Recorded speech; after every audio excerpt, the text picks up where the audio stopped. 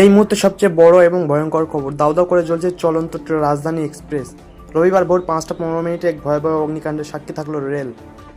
কেরলের তিরুঅনন্তপুর থেকে দিল্লি যাওয়ার পথে মধ্যপ্রদেশের রতলামের কাছে রাজধানী এক্সপ্রেসের AC-B1 কোচে হঠাৎই আগুন লেগে যায়।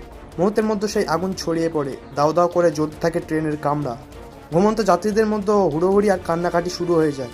ট্রেনের কি অবস্থা এখন? যাত্রীরা কি সবাই সুরক্ষিত? কিভাবে বা লাগলো এই আগুন? রেল সূত্রে খবর, আজ ভোর সোয়া 5টা নাগাদ যখন অধিকাংশ যাত্রী গভীর ঘুমে আচ্ছন্ন, ঠিক তখনই 124-21 রাজধানী এক্সপ্রেসের B1 কোচের LSR প্রান্ত থেকে প্রথম ধোঁয়া বেরোতে দেখা যায়। ট্রেনের গার্ড বিষয়টি লক্ষ্য করতেই তড়িঘড়ি লোকো পাইলটকে খবর দেন এবং ট্রেনটি মাঝ রাস্তায় থামানো হয়। মাত্র 15 মিনিটের মধ্যে RPF এবং রেল কর্মীদের তৎপরতায় ওই কামরায় থাকা প্রায় 68 জন যাত্রীকে সুরক্ষিতভাবে নিচে নামিয়ে আনা হয়, যার ফলে এক মস্ত বড় বিপর্যয় এড়ানো সম্ভব হয়েছে। কোনো যাত্রী বা রেলকর্মী হতাহত হননি।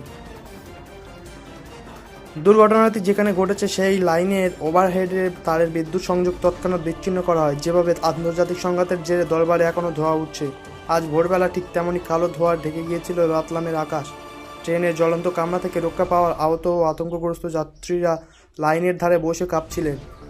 হোয়াইট হাউসের নিরাপত্তা বলয় লঙ্ঘিত হওয়ার মতোই করেই আজ ভারতের অন্যতম প্রিমিয়াম ট্রেন রাজধানী এক্সপ্রেসের অগ্নিসুরক্ষা কবচ নিয়ে বড় সড় প্রশ্ন উঠে গেল। আগুন লাগার পরেই কোটা ডিভিশন থেকে রেলের পদস্থ আধিকারিক ও কারিগরি দল ঘটনাস্থলে পৌঁছান। মূল ট্রেনটি থেকে জ্বলন্ত বিয়ে কামরাটিকে কেটে আলাদা করে দেওয়া হয়, যাতে আগুন অন্য কোচে ছাড়াতে না পারে। তবে এই দুর্ঘটনার জেরে দিল্লি মুম্বাই রেল রুটে ট্রেন চলাচল সম্পূর্ণ স্তব্ধ হয়ে যায়। স্বরাজ এক্সপ্রেস, পুনে স্পেশাল সহ একাধিক দূরপাল্লার ট্রেনকে বিভিন্ন স্টেশনে দাঁড় করিয়ে দেওয়া হয়েছে। রেলের প্রাথমিক অনুমান, এসির শর্ট সার্কিট থেকে এই ভয়াবহ আগুন লেগেছে। এই রেল দুর্ঘটনার খবর ছড়াতে দিল্লির রাজনৈতিক আন্দোলনে তোলপাড় শুরু হয়েছে। তৃণমূল কংগ্রেস যখন নির্বাচনে অনিয়মের অভিযোগে দিল্লিতে ইন্ডিয়া জোটকে নিয়ে আন্দোলনের প্রস্তুতি নিচ্ছে, ঠিক তখনই এই রেল দুর্ঘটনাকে কেন্দ্র করে রেল মন্ত্রকের বিরুদ্ধে সুর চড়াতে পারে বিরোধীরা। অন্যদিকে বাংলার হবু মুখ্যমন্ত্রী শুভেন্দু অধিকারী যখন রাজ্যের বুলডোজার মডেল এবং জিরো টলারেন্স নিয়ে ব্যস্ত, তখনই এই জাতীয় স্তরের রেল দুর্ঘটনার যাত্রী সুরক্ষা নিয়ে নতুন করে ভাবাচ্ছে প্রশাসনকে।